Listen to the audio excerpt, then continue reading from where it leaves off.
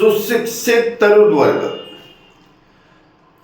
सुशिक्षित तरुण वर्गाला सैनिक समाज पार्टीच्या आयडिओलॉजी मध्ये जोडण्याचा सिलसिला चालू झाला आहे. तुकाराम डफळ अहोरात्र फिरत आहेत आणि तरुण सुशिक्षित तरुणांना जागृत करत आहेत.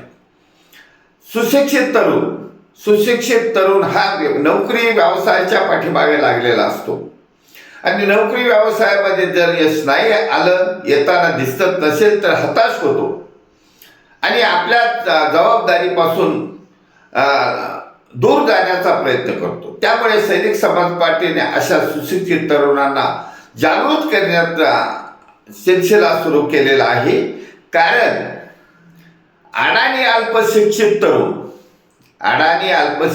तरुण हा 90% अडाणी अल्पशिक्षित भ्रष्टाचारी गुंड प्रवृत्तीच्या नेत्याच्या कार्यकर्ता होण्याच्या गर्दी करतो. मग सुशिक्षितांनी तिथं जात नाहीत, परंतु ते मात्र निष्क्रिय होण्याच्या मार्गावर असतात. म्हणून सैनिक समाज पार्टीने हा क्रच पकडलेला आहे, मुद्दा पकडलेला आहे. तामिळनाडूमध्ये विजय थलपती नावाच्या तरुणांना मुख्यमंत्री पदावर बसवलं आहे आणि त्यामध्ये तामिळनाडू राज्यामध्ये असलेले DMK आणि AIADMK या घिशापिट्या पक्षाला सत्तेबाहेर फेकून दिला आहे. तरुण जागृत झाल्यावर काय होतं हे एक उदाहरण त्यांनी दाखवले आहे. देशामध्ये उदाहरण आहे. त्यामुळे महाराष्ट्रातील तरुण जागा झाला आहे.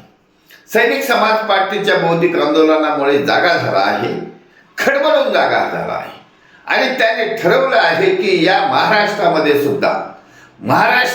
सुद्धा छत्रपती शिवाजी महाराजांच्या रयतेच्या राज्याची पुनरावृत्ती करण्यासाठी सैनिक समाज पार्टीचं खास सरकार सत्तेवर बसवण्याचा गनिमी कावा यशस्वी करायचा आहे. त्यासाठी तरुण वर्ग जागृत झाला आहे. तरुणांना चॅलेंज केलं आहे की हताश होऊ नका. 288 आमदारकीच्या आणि 48 खासदारकीच्या जागा लवकरच खाली होणार आहेत. त्यामध्ये गर्दी करणारे जे प्रस्थापित घराणेशाही पक्षाचे गुंड प्रवृत्तीचे लोक असतील त्यांना सत्तेबाहेर फेकण्यात येणार आहे. त्यासाठी आम समाजातील मतदारांनी प्लॅन केला आहे. 2029 मध्ये या लोकांना अजिबात वाव मिळणार नाही, कारण ते आजपर्यंतही काही मतदारांच्या स्वखुशीने मतदान होऊन निवडून आलेले नसतात. आता तर मतदार जागृत झाला आहे, सुशिक्षित झाला आहे. त्यामुळे सैनिक समाज पार्टीने जो नारा दिला आहे की सुशिक्षित वर्गांनो, तुमच्यासाठी जागा खाली होणार आहेत, भरपूर जागा आहेत. सुशिक्षित बेकार म्हणून घेऊ नका.